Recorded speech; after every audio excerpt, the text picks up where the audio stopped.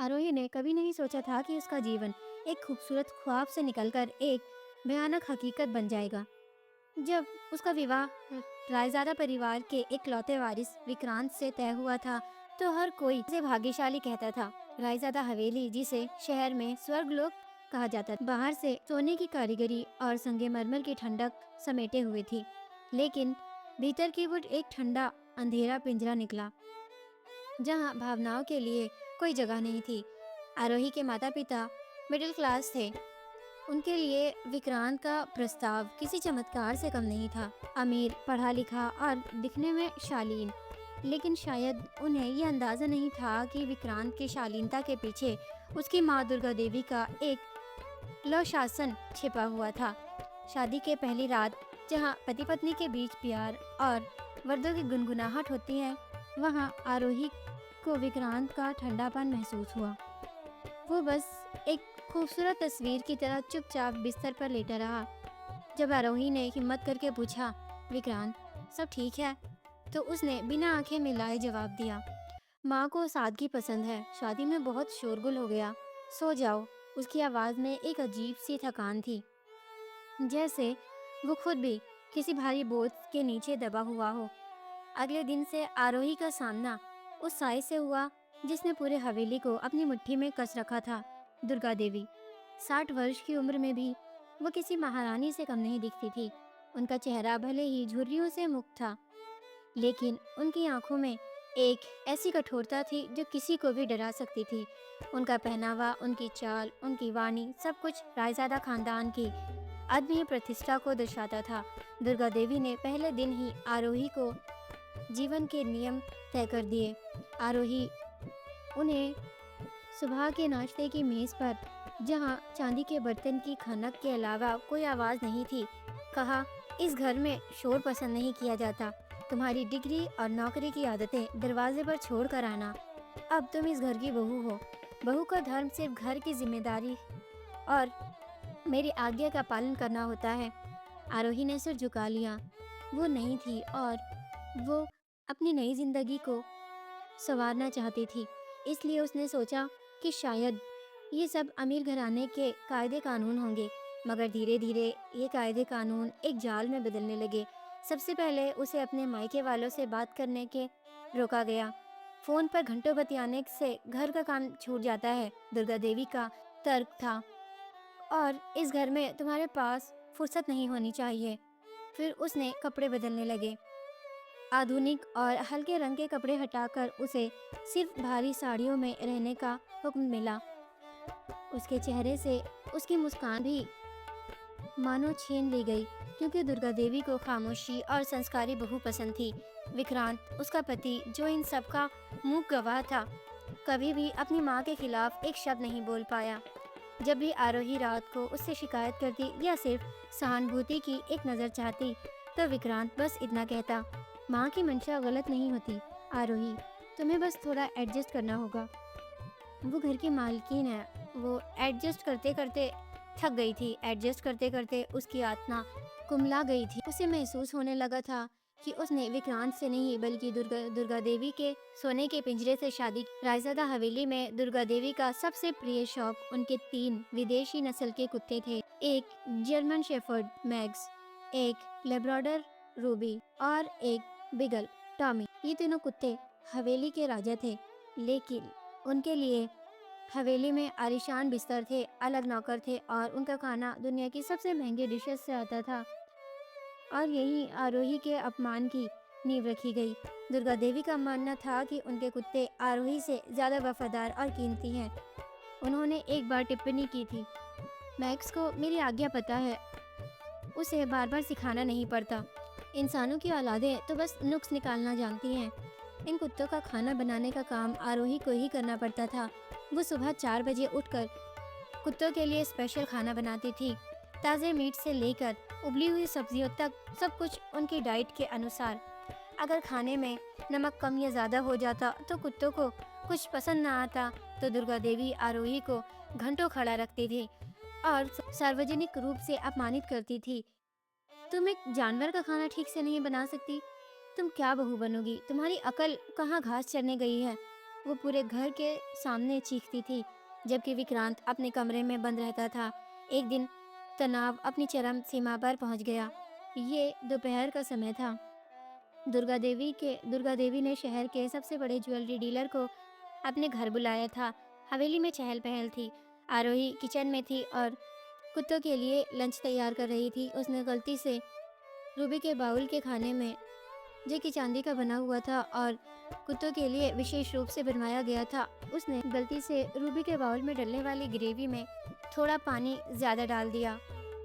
Gravy थोड़ी पतली हो गई। जैसे ही दुर्गा देवी ने अपनी आंखों से ये देखा, उनका पारा 7वें आसमान पर पहुंच गया। आरोही, उनकी आवाज़ की गूंज हवेली के शांत वातावरण को चीरती हुई आई। ज्वेलरी डीलर और उनके साथ आए 2 लोग सहम गए। आरोही कांपती हुई किचन से बाहर निकली। दुर्गा देवी ने चांदी के उस बाउल की तरफ इशारा किया। ये क्या है? रूबी का खाना इतना पतला? तुम्हें कितनी बार समझाया है कि उसे परफेक्ट कंसिस्टेंसी चाहिए।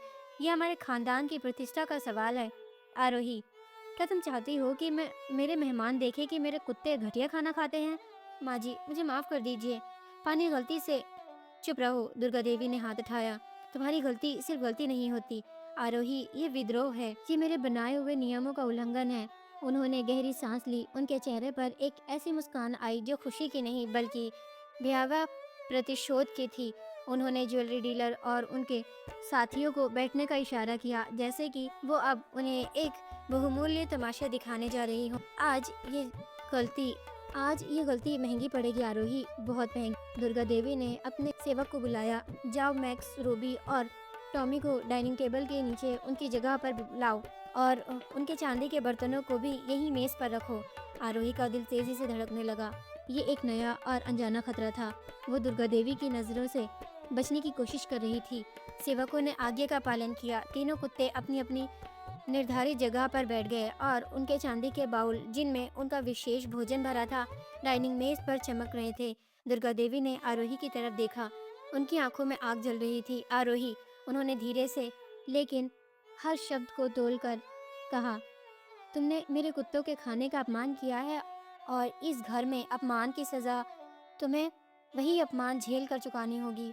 उन्होंने एक सेवक को इशारा किया। वो सेवक दौड़ा और किचन से एक और बिल्कुल वैसा ही चांदी का बाउल ले आया। दुर्गा देवी ने उसे अपने सामने रखा और फिर उसी पतली ग्रेवी वाली कटोरी से खाना निकालकर उस नए बाउल को डाला। आओ आरोही, दुर्गा देवी ने आदेश दिया। उनकी आवाज़ अब सख्त थी, पत्थर की तरह कठोर। झुको और आज तुम वही खाओगी जो तुमने बनाया है, ठीक वैसे ही, जहाँ और जिसके साथ तुम इसे बनाती हो। आरोही के कान सुन रह गए। उसका गला सूख गया। वो समझ गई कि अब क्या होने वाला है, लेकिन उसके शरीर में विरोध करने की जरा भी शक्ति नहीं बची थी। वो पूरी तरह से एक जीवित पुतली बन चुकी थी। दुर्गा देवी ने अपने सबसे क्रूर आदेश को सुनाया। आरोही, जाओ और कुत्तों के साथ उन्हीं के बर्तनों में उन्हीं की जगह पर बैठकर उन्हीं की प्लेट से ये घटिया खाना खाओ। आज से तुम समझोगी कि मेरे घर में एक जानवर की कीमत एक अनुशासनहीन बहू के कितनी ज्यादा होती है। वहाँ मौजूद मेहमान, सेवक और यहाँ तक कि 3 कुत्ते भी अचंभित होकर आरोही की तरफ देख रहे थे। आरोही की आंखों से गर्म आंसू टपकने लगे। ये सिर्फ खाना खाने की बात नहीं थी, ये उसकी इंसानियत, उसके वजूद, उसके प्रतिशोध को रौंदने की कोशिश थी। और कमरे के कोने में खड़ा विक्रांत, उसने एक बार फिर अपनी कमजोरी की चुना। वो खामोश रहा। आरोही ने धीरे धीरे कदम बढ़ाए। उसे लगा जैसे जमीन धंस रही हो और वो एक ऐसे गहरे भयानक गड्ढे में जा रही है जहाँ से रोशनी की कोई किरण नहीं आती। वो अपनी इंसानियत के अंतिम अवशेष को बचाना चाहती थी, लेकिन सासू माँ के आदेश की शक्ति इतनी क्रूर थी कि वो घुटने टेकने पर मजबूर हो गई। वो झुकी और उसकी आंखों के ठीक सामने मैक्स, रूबी और टॉमी अपनी चांदी के बर्तनों से खाना खा रहे थे। दुर्गा देवी की विजय मुस्कान पूरे हॉल में फैली हुई थी। आरोही को अब उनके बीच बैठना था।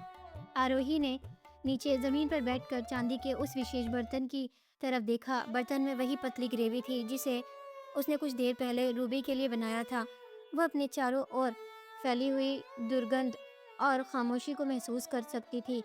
सामने मैक्स, रूबी और टॉमी अपने अपने बाउल में मुंह मार रहे थे, बेखबर कि उनके बगल में एक इंसान को उनके जैसा ही जीवन जीने पर मजबूर किया जा रहा है।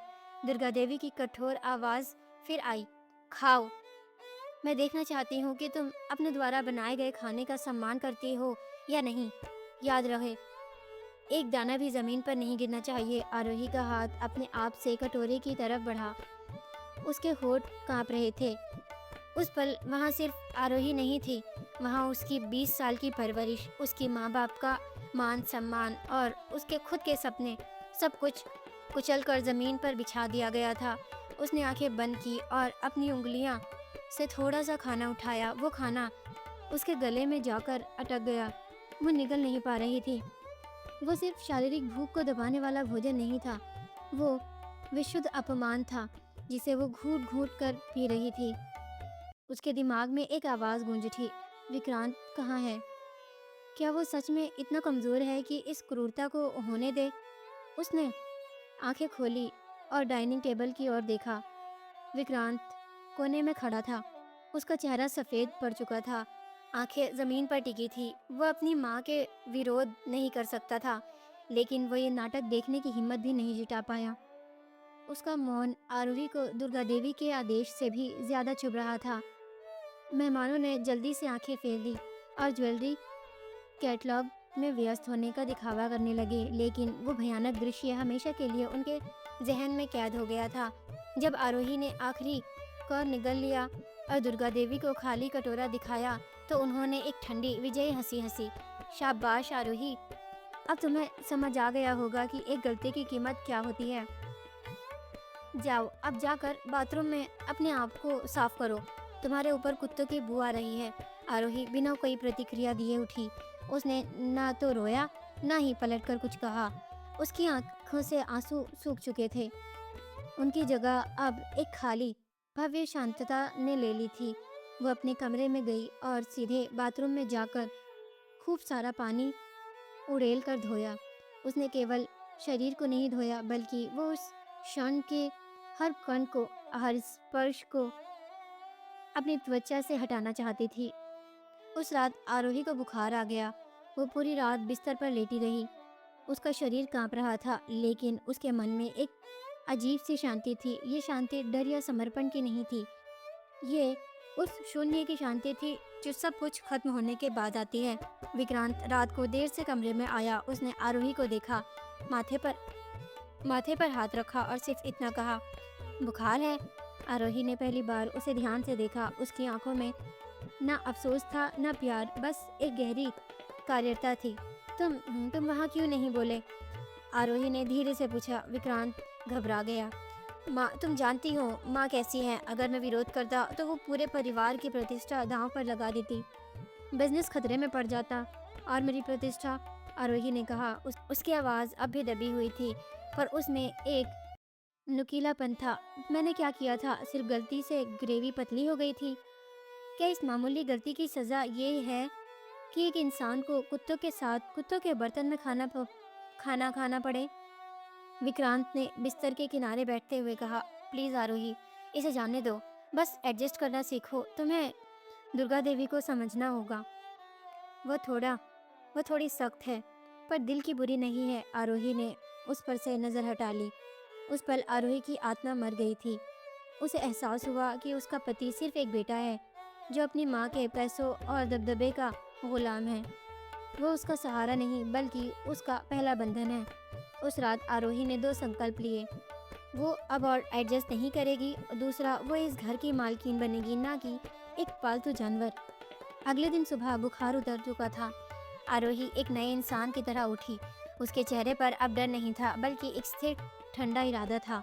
उसने अपने नियमित काम शुरू किया, लेकिन इस बार हर काम को एक जासूस की तरह किया। उसे अब घर की नियम नहीं मानने थे, बल्कि नियमों के पीछे छिपी हुई कमजोरियां ढूंढनी थी। उसने सबसे पहले दुर्गा देवी पर ध्यान देना शुरू किया। वह बेहद ताकतवर थी, लेकिन उनकी ताकत का स्रोत क्या था? पहला, नियंत्रण। दुर्गा देवी को हर छोटी से छोटी चीज़ पर नियंत्रण पसंद था, चाहे वो नौकरों की यूनिफॉर्म्स हो, विक्रांत के मीटिंग्स का समय हो, या घर के हर कोने की सफाई। दूसरा, कुत्ते मैक्स, रूबी और टॉमी। ये तीनों उनकी कमजोरी भी थे और ताकत भी। वह उन्हें खुद से ज्यादा प्यार करती थी क्योंकि वो चुपचाप आज्ञा मानते थे। ये कुत्ते ही थे जिनके जरिए उन्होंने आरोही का सबसे बड़ा अपमान किया था। ये आरोही को पता था कि अगर उसे चोट पहुंचानी है तो उसे उनकी सबसे प्रिय चीज पर वार करना होगा। तीसरा, विक्रांत की कमजोरी। दुर्गा देवी की ताकत का सबसे बड़ा स्तंभ विक्रांत की लाचारी थी। जब तक विक्रांत अपनी मां पर आर्थिक रूप से निर्भर था, वो कभी भी आरोही का साथ नहीं दे पाएगा। आरोही ने फैसला किया कि वो हिंसा का जवाब हिंसा से नहीं बल्कि अनुशासन का जवाब और भी गहरे अनुशासन से देगी। वह किचन में गई और कुत्तों का खाना बनाने का काम को, जो पहले उसके लिए सजा था, अब एक मिशन बना लिया था। उसने ना सिर्फ उनके लिए खाना बनाया बल्कि उनके स्वास्थ्य का ध्यान देना भी शुरू किया। अगर रूबी को दोपहर में ज़रा भी सुस्ती आती तो आरोही तुरंत नोट कर लेती। अगर मैक्स अपने बगीचे में कम दौड़ता तो वो रिकॉर्ड कर लेती। उसने चुपके से वेटरनरी बुक्स पढ़ना शुरू कर दिया, जो हवेली की पुरानी लाइब्रेरी में पड़ी थी। दुर्गा देवी देखती थी कि आरोही चुप हो गई है, लेकिन अब वो और ज़्यादा लगन से काम कर रही है। उन्हें लगा कि अपमान काम कर गया है और बहू पूरी तरह से टूटकर उनके पैरों में गिर गई है। देखो विक्रांत, दुर्गा देवी ने एक शाम कहा, मैंने कहा था ना, थोड़ा सख्त होना ज़रूरी है। अब देखो आरोही कितनी अनुशासित हो गई है। वो अब शिकायत भी नहीं करती। विक्रांत ने बस हाँ में सिर हिलाया, लेकिन उसे नहीं पता था कि जिस शिकायत को उसकी माँ ने ख़त्म कर दिया था, उस शिकायत की जगह अब एक योजना ने ले ली थी। पहला कदम, प्लेटो की पहचान। एक रात आरोही ने एक छोटा सा खतरनाक कदम उठाया। कुत्तों के चांदी के बाउल रोज रात को धोकर अलमारी में रखे जाते थे। ये बाउल एक ही कारीगर ने बनाए थे और बिल्कुल एक जैसे दिखते थे, सिर्फ नीचे की तरफ कुत्ते का नाम खुदा होता था। Max, Ruby, Tommy. आरोही ने एक पतला धागा लिया और चुपचाप किचन में गई। उसने कुत्तों के 3 चांदी के बर्तनों में से एक को उठाया, रूबी का बाउल। रूबी दुर्गा देवी की सबसे प्यारी थी। उसने रूबी के बाउल के किनारे पर बहुत ही बारीक, लगभग अदृश्य नीले रंग का धागा कसकर बांध दिया, जिसे साधारण आंखों से या सफाई करने वाला नौकर कभी नहीं देख पाएगा। ये उसका पहला पहचान चिन्ह था। अगले दिन जब उसने कुत्तों के लिए खाना बनाया और 3 बाउल्स में रखा, तो उसने सुनिश्चित किया कि रूबी के नीले धागे वाले बाउल में उसने कुछ ऐसा मिला दिया जो स्वास्थ्य के लिए हानिकारक नहीं था, लेकिन रूबी को थोड़ा बेचैन कर सकता था, जैसे बहुत थोड़ी सी पिसी हुई अदरक। उसने दूर से देखा कि रूबी ने खाना खाया, लेकिन कुछ देर बाद वो अजीब तरह से ज़मीन पर खुजली करने लगी और थोड़ी देर के लिए बेचैन होकर इधर उधर भागती रही। दुर्गा देवी ने नौकरों को डांटा, तुम लोगों ने रूबी को क्या खिला दिया है? इसे आराम क्यों नहीं मिल रहा? आरोही ने खामोशी से सारा दृश्य देखा। उसने कुछ नहीं कहा। उसे अपनी योजना की पहली सफलता मिल चुकी थी। उसे पता चल गया था कि वह दुर्गा देवी के सबसे कीमती हथियार कुत्तों को उसके खिलाफ इस्तेमाल कर सकती है, और उसे यह भी पता चल गया था कि दुर्गा देवी अपने कुत्तों की सेहत को लेकर कितनी ज़्यादा पागल और अंधविश्वासी है। ये तो सिर्फ शुरुआत थी। आरोही अब इंतजार कर रही थी एक बड़े और अंतिम मौके का, जहां वो कुत्तों वाली प्लेट के अपमान का हिसाब एक ही झटके में हमेशा के लिए बराबर कर सके। हिसाब अपमान की घटना को अब 3 महीने हो चुके थे। आरोही अब रायजादा हवेली की एक मुख कुशल मशीन बन चुकी थी। वह हर काम इतनी पूर्णता से करती कि दुर्गा देवी को शिकायत की करने का एक भी मौका नहीं मिलता, लेकिन उसकी आंखों की खामोशी अब विद्रोह की भाषा बोलती थी। उसने अपने अध्ययन को जारी रखा था। उसे पता चला कि दुर्गा देवी की प्रतिष्ठा का सबसे बड़ा आधार उनकी अद्वितीय शुद्धता और उच्च वर्ग की जीवन शैली थी। उनके कुत्ते ही इस जीवन शैली का प्रतीक थे। आरोही ने अपनी सारी शक्ति कुत्तों के भोजन और उनके बर्तनों पर केंद्रित कर दी। उसने रूबी, मैक्स और टॉमी के लिए एक विशेष चांदी का बाउल खुद तैयार करवाया, जो बिल्कुल उन 3 बाउल्स जैसा था जो पहले से इस्तेमाल हो रहे थे, लेकिन उसका निचला हिस्सा बहुत हल्के अदृश्य निशान से चिन्ह था। अब आरोही के पास 4 चांदी के बाउल थे, जो बाहर से एक जैसे दिखते थे, लेकिन जिनकी पहचान सिर्फ वो जानती थी। विक्रांत के साथ उसका रिश्ता अब पूरी तरह से खत्म हो चुका था। वो सिर्फ एक सहयात्री था, जो उसकी यात्रा में अब कोई मायने नहीं रखता था। वो रात को आता, खाना खाता और सो जाता। उन दोनों की बीच की दूरी अब मीलों में नहीं बल्कि युगों में मापी जाती थी। वो दिन आ गया जिसका आरोही इंतजार कर रही थी। रायजादा खानदान की 100 साल पुरानी बिजनेस पार्टनरशिप का जश्न। शहर के सबसे बड़े उद्योगपति, बैंकर और प्रभावशाली लोग हवेली में डिनर के लिए आने वाले थे। ये दुर्गा देवी के लिए अपनी सत्ता और प्रतिष्ठा दिखाने का सबसे बड़ा मौका था। हर चीज़ परफेक्ट होनी चाहिए। भोजन, सज्जा, मेहमान नवाजी। आरोही को किचन का पूरा चार्ज दिया गया था, एक तरह से उसकी परीक्षा। डिनर से 1 घंटा पहले दुर्गा देवी ने आरोही को बुलाया। आरोही, उन्होंने अपने खास अंदाज में हल्के तिरस्कार के साथ कहा, आज रात का भोजन हमारी प्रतिष्ठा है। मैंने सुना है कि तुमने कुत्तों के खाने में कोई नई रेसिपी इस्तेमाल की है। कुत्तों की सेहत और उनकी संतुष्टि सबसे ज़रूरी है।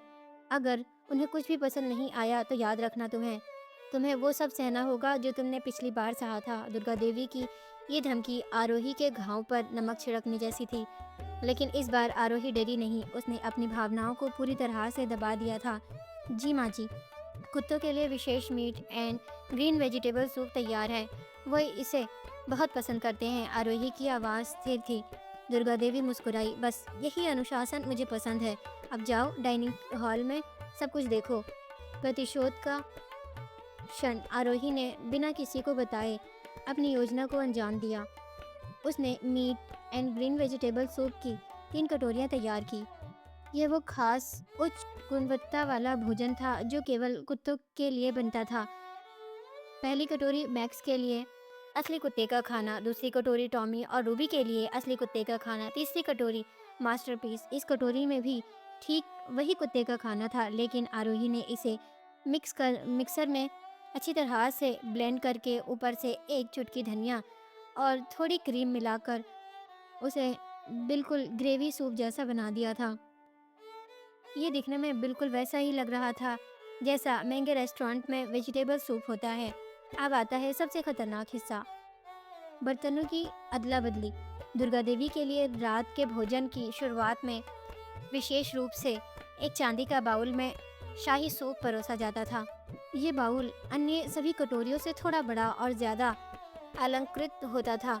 आरोही ने अपने द्वारा चिन्हित किए गए 3 चांदी के बाउल को लिया, जिनमें अब कुत्ते का खाना था, और उन्हें किचन के उस ट्रे में रखा जहां दुर्गा देवी का शाही सूप रखा जाना था। अंतिम समय में जब नौकर चाकर भागदौड़ में व्यस्त थे, आरोही ने अपनी आंखों की तेज और हाथों की सफाई का इस्तेमाल किया। उसने रसोई के अंतिम कोने में, जहां रोशनी कम थी, तीसरी कटोरी कुत्ते के खाने वाला शाही सूप को उठाया और उसे दुर्गा देवी के रखे गए असली शाही सूप वाले चांदी के बड़े बाउल से बदल दिया। उसने अपने जहन में उस दिन का याद किया जब वो ज़मीन पर बैठकर अपमान की कटोरी खा रही थी। उस याद ने उसे एक अलौकिक शक्ति दी। उसने नौकर को आदेश दिया, ये विशेष सूप सिर्फ माँ जी के लिए है, जाओ उन्हें तुरंत परोसो। सरेआम डाइनिंग हॉल भव्यता से भरा हुआ था। लगभग 40 उच्च वर्गीय मेहमान अपने स्थान पर बैठ चुके थे। दुर्गा देवी मेज के शीर्ष पर विराजमान थी, गर्व से अपनी संपत्ति और शक्ति का प्रदर्शन कर रही थी। विक्रांत अपने व्यावसायिक मुस्कान के साथ बगल में बैठा था। नौकर आया और दुर्गा देवी के सामने वो बड़ा अलंकृत चांदी का बाउल रख दिया। दुर्गा देवी ने अपने प्रतिष्ठ दिखाते हुए चम्मच उठाया। उन्होंने मेहमानों को देखते हुए एक विजयी मुस्कान दी, जैसे कह रही हूँ, देखो मेरे घर में हर चीज़ कितनी विशिष्ट होती है। उन्होंने सूप का पहला चम्मच भरा और बड़े अंदाज से मुंह में डाला। अचानक दुर्गा देवी का चेहरा बदल गया। उनकी आंखें फैल गई। उनके चेहरे पर आई नफरत और घिन की लहर देखकर हॉल में खामोशी छा गई। उन्होंने लगभग थूकते हुए वो सूप बाहर निकाला और जोर से मेज पर अपना चम्मच पटक दिया। ये क्या है? वो चीख। उसकी आवाज़ में इतनी हैरानी और गुस्सा था कि हॉल में मौजूद हर मेहमान डर गया। ये जायका क्या है? ये जहर है। इसमें क्या मिलाया है तुम लोगों ने? मेहमान धीरे धीरे फुसुर फुसुर करने लगे। एक महिला ने फुसफुसाते हुए कहा, क्या ये रायज़ादा हवेली का मशहूर सूप है?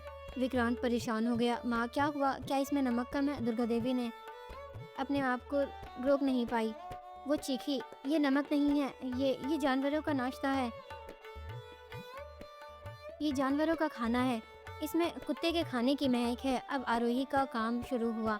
वो बिल्कुल शांत नियंत्रण आवाज में मेज के किनारे आई। उसने ना तो डर दिखाया, ना ही कोई अपराध बोध। माफ करना माँ जी, आरोही ने कहा। उसकी आवाज इतनी स्पष्ट थी कि हर किसी ने सुना।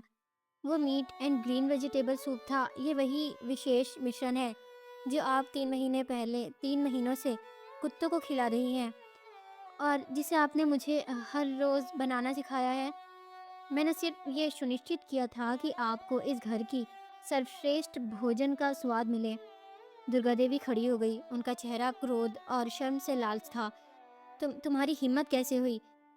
उतनी ही हिम्मत माँ जी, आरोही ने कहा और धीरे से मेज के बीच में रखे एक और चांदी के छोटे चमकदार बाउल की तरफ इशारा किया। जितनी हिम्मत आपने 3 महीने पहले मुझे इस हवेली की बहू में कुत्ते के साथ जमीन पर बैठकर उसी खाने को खाने का आदेश देते हुए दिखाई थी। पूरे डाइनिंग हॉल में सन्नाटा छा गया। हर मेहमान की आंखें अपमान की कहानी बयान कर रही थी जिसे वो पहली बार सुन रहे थे। उन्हें अब समझ आ गया था कि दुर्गा देवी की तथाकथित प्रतिष्ठा के पीछे कितनी क्रूरता छुपी थी। आरोही ने शांत भाव से विक्रांत की ओर देखा।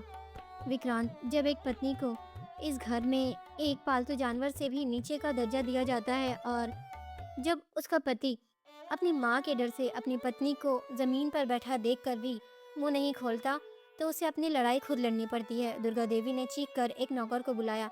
निकालो इसे इस घर से, अभी के अभी। आरोही ने अपनी बात खत्म कर दी। उसने कोई तर्क नहीं किया, कोई विरोध नहीं किया। वो खुद मुड़ी और एक पल के लिए भी पीछे मुड़े बिना डाइनिंग हॉल से बाहर निकल गई।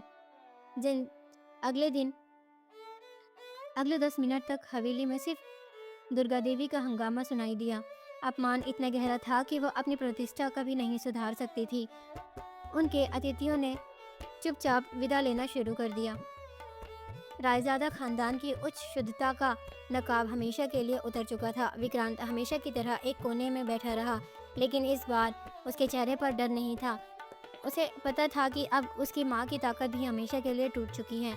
आरोही का प्रतिशोध साफ सुथरा और इतना भयानक था कि उसने दुर्गा देवी की आत्मा को नहीं बल्कि उनके गौरव को मार डाला था। जब विक्रांत अपनी माँ के चीखने चिल्लाने के बाद आरोही के कमरे में पहुंचा, तो कमरे में सिर्फ एक खामोशी थी। आरोही जा चुकी थी। उसने बिस्तर पर एक कागज का टुकड़ा देखा। उस पर सिर्फ 3 शब्द लिखे थे, हिसाब बराबर। अब मैं आज़ाद हूँ। आरोही ने सब कुछ छोड़ दिया था, सोने के गहने, भारी साड़ियाँ और वो पिंजरा जिसे दुनिया स्वर्गलोक कहती थी। उसने एक भी चीज़ नहीं ली, सिर्फ अपनी मर्यादा और अपने आत्मसम्मान को वापस लिया। वो जानती थी कि उसे अब जीवन फिर से शून्य से शुरू करना होगा, लेकिन इस बार वो अपने नियमों पर चलेगी। दुर्गा देवी ताकतवर थी, लेकिन उनका अहंकार उनका विनाश बन गया। उन्होंने एक इंसान को जानवर की प्लेट से खाना खिलाकर अपमानित किया था, और आरोही ने उसी प्लेट को उनके घमंड का अंत बना दिया। रायजादा हवेली की दीवारें अब भी वही थी, लेकिन उसका शासन खत्म हो चुका था।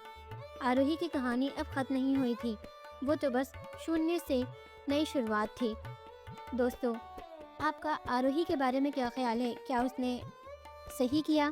क्या उसका बदला सही था? कमेंट में ज़रूर बताना। वीडियो को लाइक, शेयर और चैनल को सब्सक्राइब ज़रूर करना। मिलते हैं अगली वीडियो में। धन्यवाद।